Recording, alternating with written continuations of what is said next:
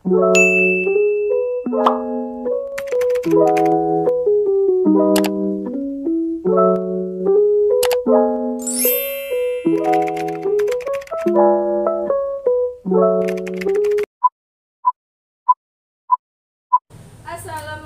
warahmatullahi wabarakatuh. Waalaikumsalam warahmatullahi wabarakatuh. Oke, sebelum layanan kita pagi siang hari ini dimulai, kita doa terlebih dahulu. Oke, berdoa mulai. Berdoa selesai. Ada yang tidak hadir hari ini? Hadir semua, Bu. Hadir semua. Oke, bagaimana kabarnya? Alhamdulillah baik, Bu. Baik. Sebelum layanan lebih lanjut lagi, izin memperkenalkan diri terlebih dahulu.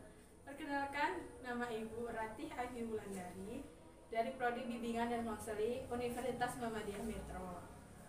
Kalian belum tahu kan kita mau ngapain hari ini? Oke, jadi di sini kita akan melakukan layanan di mana bidangnya bidang pribadi, tetapi topiknya yaitu tentang pemahaman diri. Tetap patuhi protokol yang ada, gunakan masker, hindari kerumunan, karena pandemi semakin menjadi maupun marak di lingkungan kita. Jadi kita tetap makan makanan yang bergizi, pola istirahat, tidur itu dijaga, jangan untuk bermain game malam hari. Lalu tetap berolahraga, terus ingat kalau keluar harus menggunakan masker. Kalian ibu duduknya ini kasih berjarak, social distancing. Kita harus jaga jarak, jangan dempet-dempetan. Ibu membuka masker karena ibu akan menyampaikan materi. Materi kita kan pemahaman diri. Anak-anak sudah tahu kah tentang pemahaman diri itu apa? Belum, Bu. Menurut saudari Tia, pemahaman diri itu seperti apa? Bagaimana kita tuh bisa memahami apa yang ada di dalam diri kita, Bu. Tentang entah itu tentang fisiknya atau tentang apa kemampuan kita, potensi seperti itu. Oke, jadi sama saja tentang menghargai diri sendiri. Ya. Untuk saudari April, pemahaman diri itu seperti apa? Hampir sama Bu sama Tia, ya, lebih tepatnya kayak kita tuh lebih menerima yang ada di diri kita, kayak misalnya ya tadi apa tentang fisik ataupun tentang apa potensi yang ada di diri kita. Seperti itu ya. Ya, Bu. Oke, jadi pemahaman diri itu menurut Santrok tahun 2003, pemahaman diri merupakan suatu gambaran kognitif mengenai dirinya, dasar dan isi dari konsep diri seseorang, di mana aspek penting bagi seorang siswa SMA seperti kalian ini memahami dari diri lebih memiliki peluang yang besar untuk meraih cita-cita daripada siswa yang belum mengenal dirinya. Jadi pemahaman diri ini sama saja tentang mencintai kekurangan dan kelebihan diri kita. Jika kita ingin menghargai seseorang, lebih baik kita menghargai diri kita sendiri terlebih dahulu. Karena pemahaman diri ini termasuk dalam mencintai diri kita. Bisa menerima kekurangan dan kelebihan diri kita. Karena pemahaman diri ini lebih kepada diri kita, seperti itu. Pemahaman diri yang objektif akan membuat seseorang mengerti akan dirinya, termasuk kelemahan dan kelebihan yang dimiliki, serta bisa bersikap positif dalam menanggapi kelemahan dan kelebihan yang ada pada diri kita. Oke. Lalu yang kedua itu ada karakteristik. Oke, karakteristik. Menurut kalian karakteristik itu apa? Dari saudari Tia, pendapat Tia, karakteristik itu apa? Kayak sifat kita, terus kayak sifat ya kayak sifat kita gitu, Bu. Kalau untuk saudari April, karakteristik itu apa? Sifat? Karakteristik itu iya, Bu. Ya, Sifat. Sifat atau kepribadian seperti itu lah, Bu. Oke, karakteristik diri itu lebih ke gambaran diri sendiri. Dimana karakteristik itu ada 4 yang kita bahas hari ini. Ada sikap yang pertama, yang kedua ada emosi, yang ketiga ada kepercayaan, dan yang keempat ada kebiasaan dan kemauannya ada 5. Ternyata salah ya, tadi kita ada 5. Yang pertama itu tadi ada sikap, yang kedua ada emosi, yang ketiga ada kepercayaan, keempat kebiasaan dan kemauan, Dan yang kelima ada konsepsi diri. Kita akan bahas satu-satu. Yang pertama ada sikap. Sikap itu apa sih menurut kalian? Sikap itu seperti apa? Sikap itu Untuk saudari April dulu aja lah. sikap itu apa ya Bu ya, lebih ke kayak apa, sikap itu perilaku kita gitu. Maksudnya ya apa, gambaran diri kita gitu loh, sikap kita tuh. Oke, untuk saudari Tia, sikap itu seperti apa? Sikap tuh bagaimana cara kita untuk bertindak, Bu? Oke, jadi di sini tuh sikap dari seseorang itu menunjukkan bagaimana karakter orang tersebut di suatu lingkungan. Jadi apabila sikap seseorang itu baik di lingkungan maupun teman maupun keluarga, dia akan dipandang baik. Tetapi sebaliknya jika sikap seseorang itu buruk untuk lingkungan, untuk keluarga, kerabat, teman, orang itu akan memandang dia buruk. Seperti itu ya. Terus yang kedua ada emosi. Emosi yaitu gejala dinamis dalam situasi yang dirasakan manusia yang disertai dengan efek pada kesadaran perilaku, dan ini juga merupakan proses fisiologis. Oke, menurut saudari Tia nih, emosi itu bisa baik atau buruk? Oh, ada yang baik, ada yang buruk, Bu. Oke, kalau contoh dari emosi yang buruk itu seperti apa? Misalnya nih kayak tiba-tiba kalau nggak ada alasan yang tepat gitu, tiba-tiba dia marah-marah gitu. Terus kayak ini kalau seumpamanya dia sering kayak stres gitu loh, Bu, terus langsung kayak melukain dia kan, kayak gitu buruk sih, Bu. Ya, itu termasuk dalam emosi yang Buruk. oh ya, emosi buruk itu bisa merugikan orang lain. Terus kalau emosi yang baik itu seperti apa saudari aku?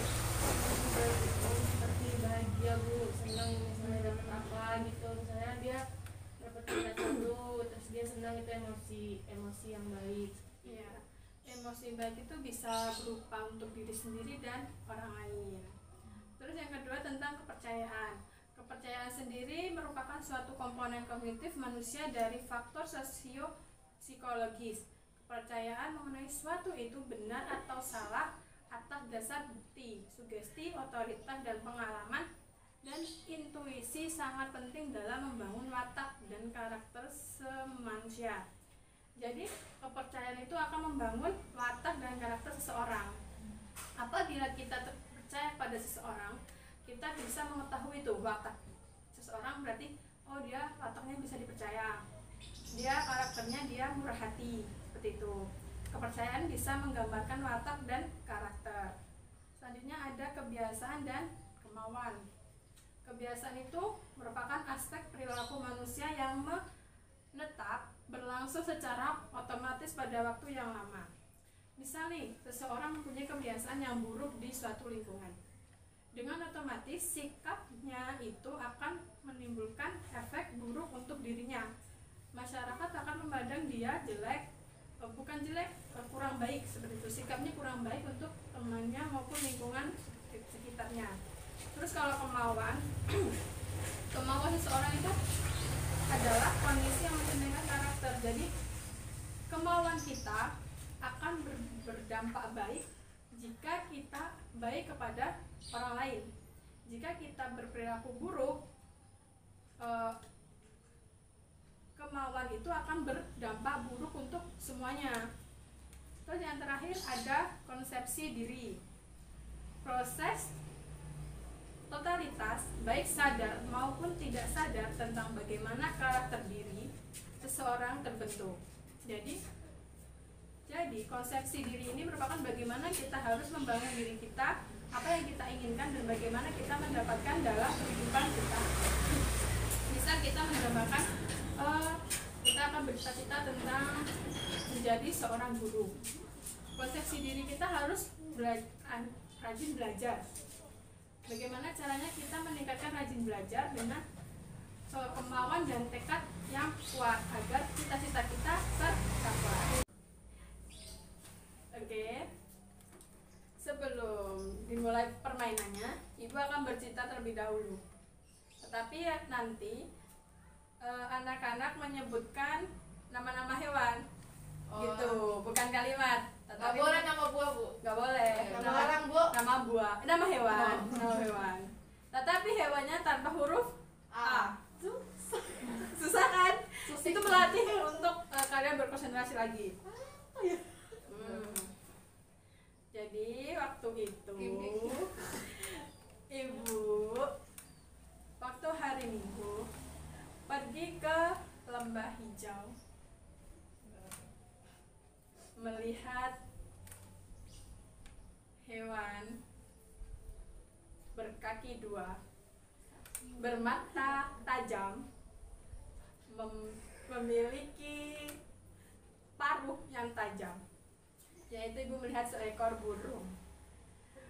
Untuk saudari April, hewan apa selanjutnya? ayo melatih konsentrasi, melatih ingatan bahwa anak-anak itu harus tentang ini ya, hewan tentang apa aja? nama-nama hewan, terserah mau hewan apa, tetapi tanpa huruf A. Siput. Oke. Kucing. Cepet. Ayo lagi. April, sini. Apa? Sirip. Apa? Enggak dapet. Oh. Oke.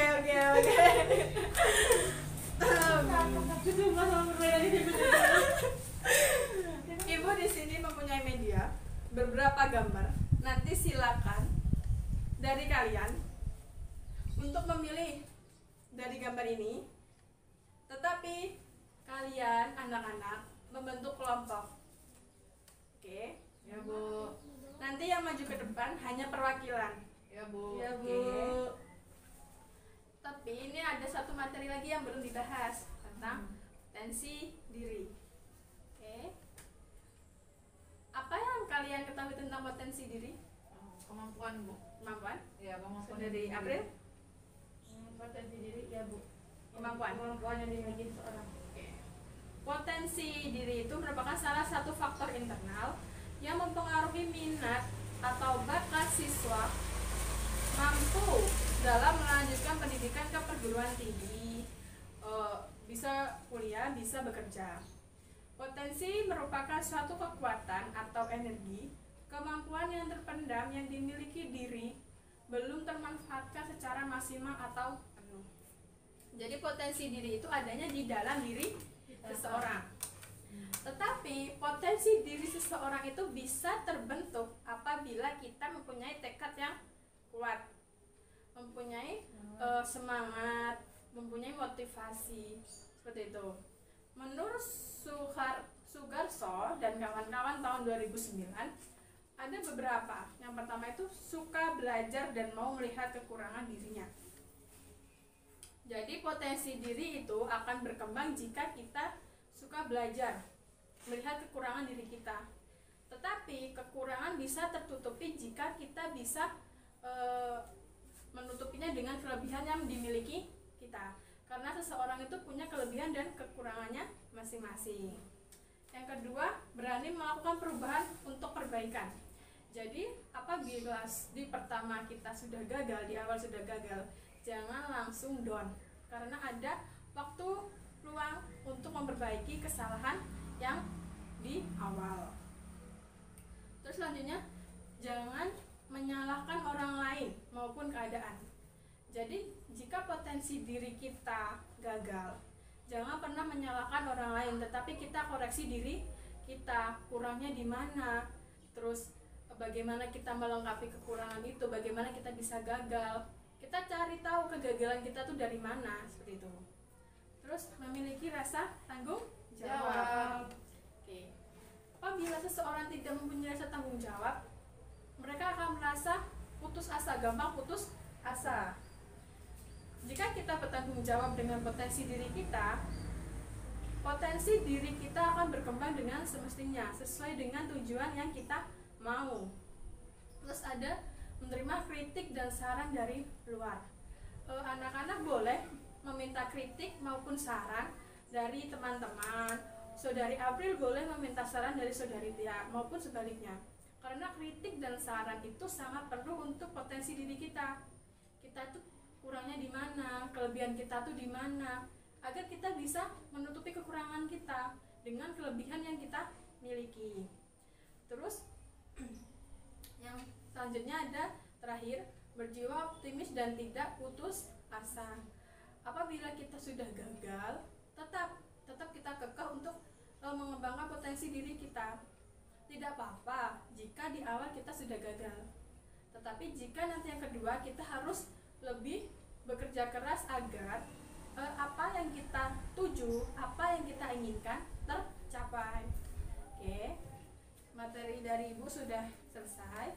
Sekarang dari anak-anak. Oke, silakan kalian mau milih yang mana? Untuk Saudari Tia. Yang ini aja Bu. Oke. Pilih yang cakep ya.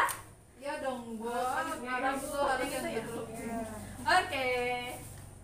Ibu kasih waktu sekitar 5 menit cukup? Cukup. Oke, dimulai dari sekarang. Bu ini dijelasin nanti ya. Oh ya.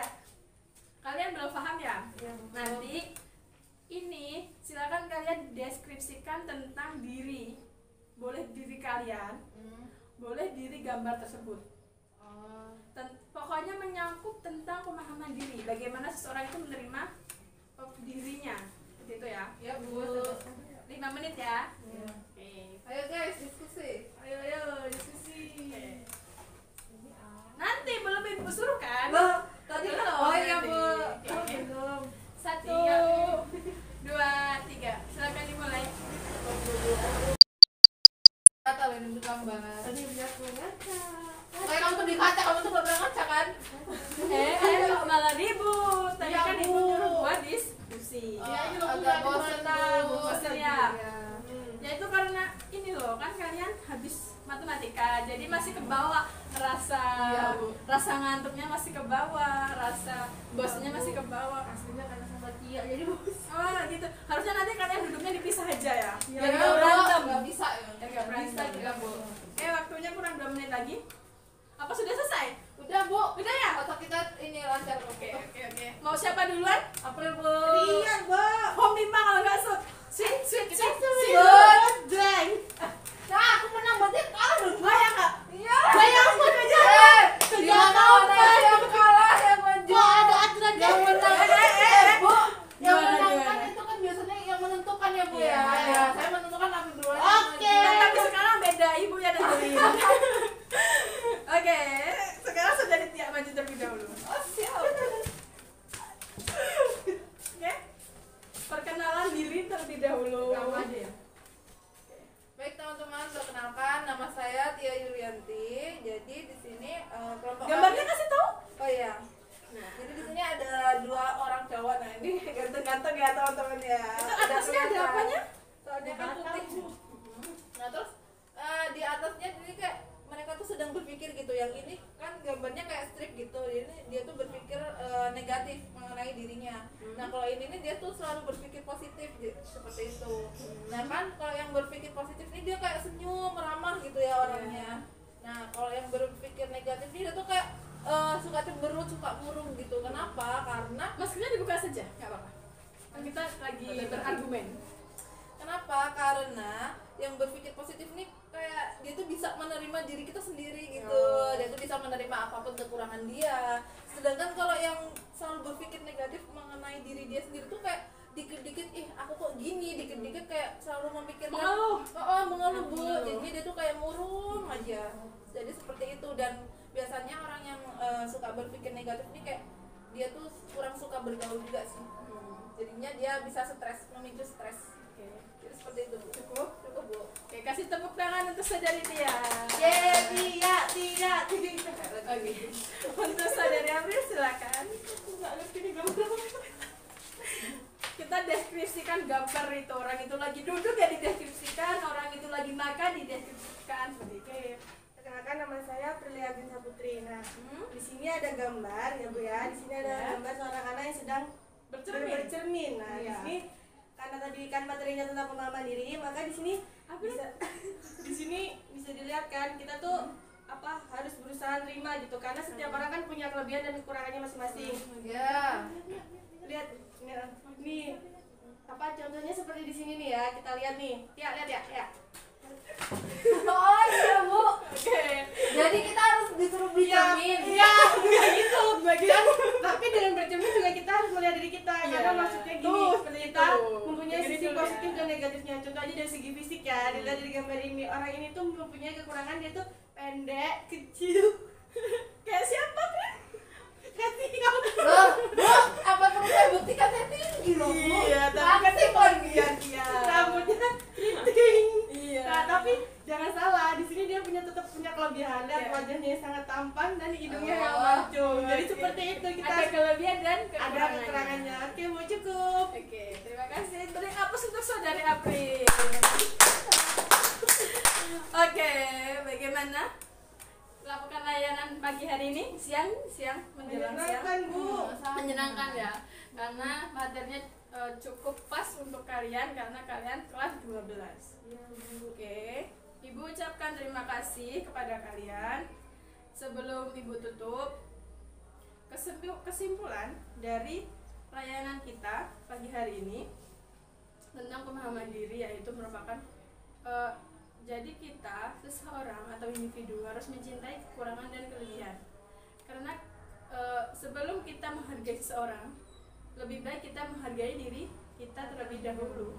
Yang penting itu bangun dulu potensi diri yang ada di dalam diri kita. Jika kita bisa menghargai diri kita sendiri, kita akan lebih mudah untuk menghargai orang lain. Pokoknya kita hargai dulu diri kita. Udah seperti itu ya. Iya, Bu. Oke, sebelum Ibu tutup, Ibu ucapkan terima kasih pada kalian. Mohon maaf apabila ada salah. Pada Allah Ibu mohon ampun. Ibu akhiri, wassalamualaikum warahmatullahi wabarakatuh. Waalaikumsalam warahmatullahi